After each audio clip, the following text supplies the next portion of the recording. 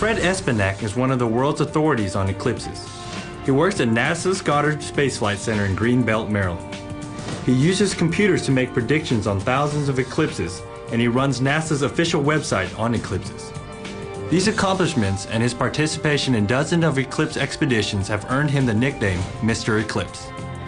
So let's ask Mr. Eclipse, how can something as small as the moon block out something as big as the sun?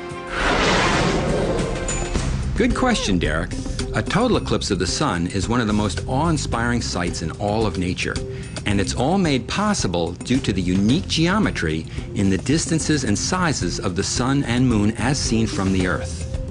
As we all know, the moon orbits the Earth and the Earth orbits the sun, and celestial mechanics allows us to calculate these orbits with great precision. When the moon passes between the Earth and the sun, we say that the moon is in the new phase. An eclipse of the sun can only occur when the moon is new.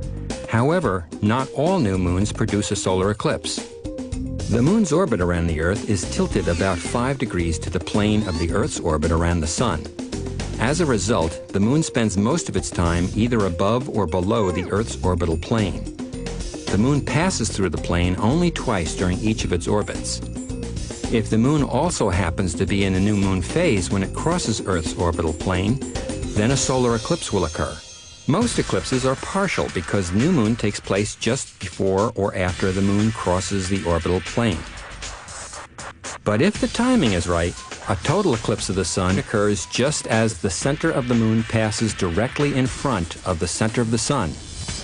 The path that the moon shadow makes over the Earth during a total eclipse is called the path of totality.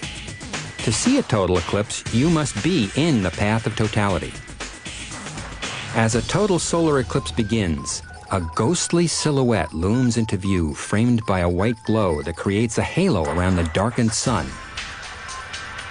In the final seconds, the sun's remaining rays shine through deep valleys along the edge of the moon. At the same time, the sun's corona appears, surrounded by the moon's black disk. Before the last bead of sunlight vanishes, the effect resembles a cosmic diamond ring. Suddenly, totality. The bright sun is gone. A black disk surrounded by a pale halo now stands in its place. The sun's corona is the most stunning, most beautiful, and most unexpected feature of a total eclipse. As the outermost layer of the sun's atmosphere, the corona is extremely hot with a temperature of 2 million degrees Celsius. The moons of other planets in our solar system produce eclipses, but none of them have the perfect size fit that total eclipses have from Earth. In some cases, the moons have angular sizes that are much larger than the sun. In other cases, the moons are much too small and too far away to cover the sun. We call this kind of an event a transit. Our NASA Mars rovers have both photographed Martian moons Phobos and Deimos as they transited the sun. Pretty cool. To compare the relative sizes of the Earth, Moon, and Sun, we'll use this basketball and this tennis ball. Let's call this basketball Earth and this tennis ball the Moon. These are the relative sizes of the Earth and Moon to each other. So what do you think we could use to represent the size of the Sun? A small car? Think bigger. The Sun would be 90 feet in diameter, about the size of this office building. So how is it that this tennis ball-sized moon can block this building-sized sun? The answer is angular size. Angular size is the measure of an angle formed by extending imaginary lines outward from a specific point to span the width of an object. The imaginary lines form a triangle. Angles are measured in degrees. Two objects in space may appear to be the same size if their distances and diameters are proportional, and if they are viewed from the same position on Earth.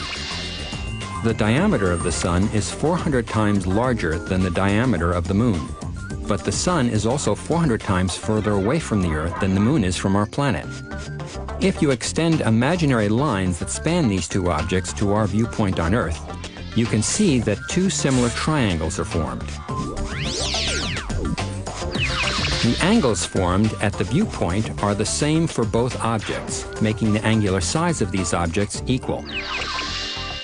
When these bodies line up exactly, the moon appears to be the same size as the sun, creating a total solar eclipse.